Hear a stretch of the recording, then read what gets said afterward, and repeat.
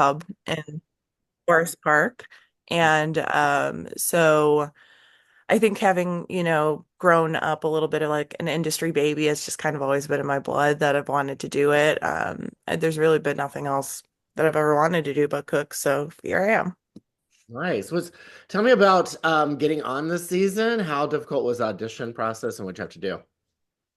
So it's really crazy. I was really lucky. Someone reached out to me via email, and was interested in having me apply. I think there's always that thought process in your brain that's like, I'm not ready yet, right? But it's kind of one of those things you're never going to be ready for. And so, I was like, all right, let's do it. And, there's a lot to the process. It takes a long time. But it went well. And then they called me one day and said that they wanted for me to be on the show. And I was like, uh, okay, okay. And then like a couple days later, I was like, okay, yes, I'll do it. But at first I was so nervous, I'm not gonna lie. Yeah, I mean, I can't imagine a quick fire challenge, like how nerve-wracking that is. What is that like behind the scenes? I mean, I'll tell you what, this whole process was like the hardest experience of my life. It was crazy to try to just think of things on your feet all the time. Like that's one piece of it, right? But then when you're doing it and you're looking to your left and your right, and you see these like 14 like absolute crushers, like just top of their game chefs cooking around you, and they're like, I have 3 restaurants, I've been on 2 TV shows. And I was like, this is my first time doing TV, And so when all of those things combine, it's crazy stressful, but it's also fun and the first challenge, first quick fire, of course, they're going to be crazy and honestly, I don't think they ever stop being crazy. You just start to slowly understand in your brain how to adapt and react in those moments. Well, probably it's good training for any other day in the kitchen too, I'm sure. Like, how you handle stress and all that. Yeah. So, I feel like one of my things is I'm naturally like a very anxious person. I have been my whole life. And so, being able to just get to be in the exact role I'm in right now, like it's taken me a lifetime of working with it. And so, prior to leaving for Top Chef, I was like, I've really got this down. Like, I know how to manage my anxiety and come into this confident. And then I got there and I was like, oh my gosh, this is wild. So it was definitely like the next step in my own challenge as like a chef, but also just like as a human being dealing with what it's like to be in a competition show, which I don't really know that there's so much in life that prepares you for that, right? I love the whole Chicago that we have like a bunch of people from Chicago like representing. Yes. Did you know them at all before or So I knew Cesar, and I agree. Having a group of Chicago chefs there like warmed my heart immediately from the get. I knew Cesar because we were in the same Rising Stars Star Chef group in 2021, but I had never met Zubair, which was crazy. So, getting to meet him on the first challenge, like we get in the car together. And I'm like, I'm from Chicago. And he's like, I'm from Chicago too. And I was like, how do we not know each other? But we made fast friends and it was just great to have a little bit of familiarity around you and be able to talk about the food scene in Chicago and just get to know each other better. And now I think, we've built a little Chicago community here for Top Chef season 22. And I love that we have each other here, just neighborhoods away to support each other on the daily. yeah, it's interesting too that we have the Jeff Beard Awards here. Mhm. So, have you been to that before? Yeah, so I've been to the James Beard Awards almost every single year that they've been in Chicago, trailing back from when I was still a student at Kendall College, and they offered up tickets to the kids, and it was crazy. You were in like, the nosebleeds, but you got to watch the show, and that was everything. And so, having it in Chicago, I've been really lucky to be able to attend it almost every year. And it's just, an absolute excitement to see all these different chefs come into the city to feed them, to celebrate with them. And the James Beard Awards are amazing. So I can't wait for this year too. Yeah. Yeah, I think I said Jeff Beard Award because like Yeah. The Jeffs are the theater awards, and then James Beard is I yes. was like, yeah, they probably called him Jeff sometime. I don't know. And you've done like The the people who knew him summer, best. you've done the summer restaurant stuff and all, because I know you've done like the Grant Park big event in the past, right? Too like Oh good. yeah, Chicago Gourmet. Yeah, I've done Chicago Gourmet before. Super fun. This last year I was out for Top Chef. But always fun. Yeah, that's cool.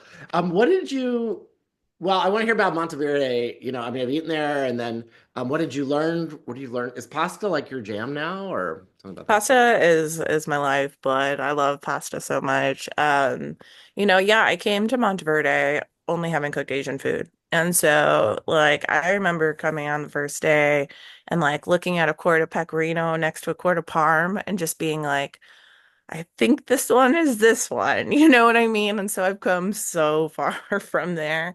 But what I really loved and started to learn about cooking Asian food is like, making noodles, making udon, ramen. And so when I decided that I was going to go somewhere else, I was like, let's give Italian a try. And if I'm going to learn Italian, who do I want to learn it from? And that was a pretty clear cut decision for me to work with Chef Sarah. I met her at a ramen battle at U Show when I was working there. So they used to do this really fun thing at the last Sunday of every month. It was a ramen battle with two different Chicago chefs. And I was in a very lucky position that my chef at the time at U-Show was like, you can pick whichever chef you want to work with and, just have that opportunity. And so I got to meet so many different chefs throughout Chicago that way. And that's how I ended up meeting Sarah. And, probably doing that, she was like, oh, she knows how to cook ramen for 300 people. She might be able to cook pasta for 300 people. And so, we made a quick friendship. And then the day that I accepted my job at Parachute was the day she reached out and asked if I wanted to be on the beginning team, the opening team for Monteverde. And so I was like, oh my gosh, I made this commitment, saw that through. I was at Parachute for about a year. And then I went to Monteverde from there. Okay, great. Have you had a favorite Top Chef contestant from the past, but not Sarah? Like, is there one that really stuck out for you? It's really hard to choose one because I mean, it's 21 seasons, right? But I do always have a close place in my heart for our Chicago contestants because I'm just deeply Chicago proud. But even that, there's so many, you know what I mean? Even working at Monteverde, I got to work with Chef Richie, who was also on Sarah's season for a little bit. And while he was doing some filming for TV, so he was just kind of like looking for a job that could work AMs, could fulfill his TV dreams at night. And, it's hard though. I love so many people on the show. It's so many people, either personally, I love them or I love them as an inspiration. So it's hard to choose one. I'm sorry, non-committal on that one.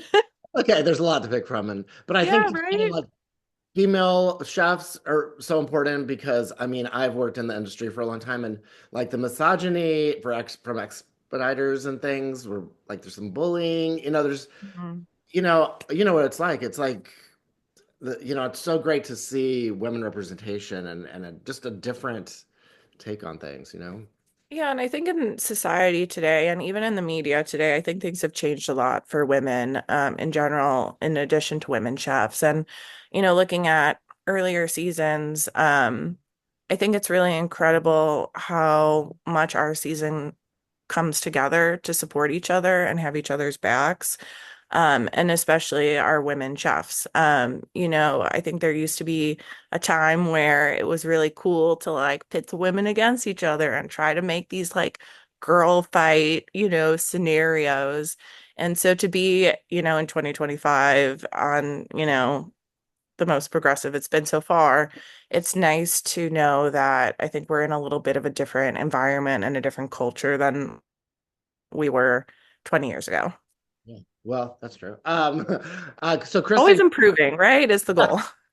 yeah, Kristen Kish, I had given an award to at the Critics' Choice last year and got to meet her, and her representation is so important. And do you identify as straight? I just wanted to make sure. I identify as like pansexual, so.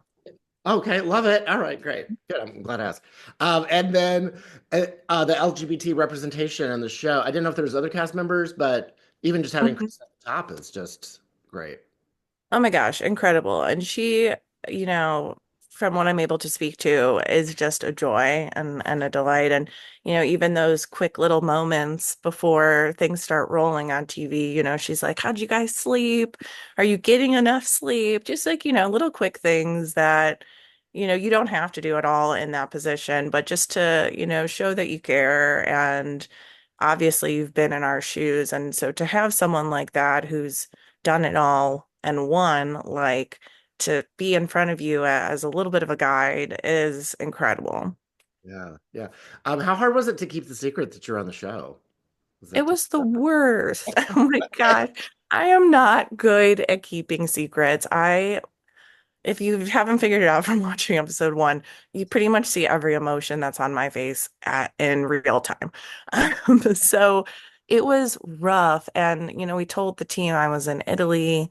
And so they were, of course, really curious and were like, can you show me where you cooked, like the neighborhood? And my sous chef, Michael, like, bless his heart, pulled up on Google Maps, like the city in Italy that I said I was staying in and like did the street view and was like going through the streets and was like, this is incredible. I'm so happy for you. Like, look at the architecture. And I just had to be there, like, yeah, it was pretty cool. Like, I felt terrible. So once the announcement came out, it was like a huge sigh of relief for me because I'm not good at that. I'm not cool enough for that, It would be hard for anyone. I can't even imagine. right? Oh my God.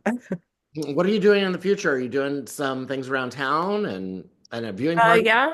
So, well, upcoming in March, pretty excited. We're doing a dinner with Southern Smoke Foundation.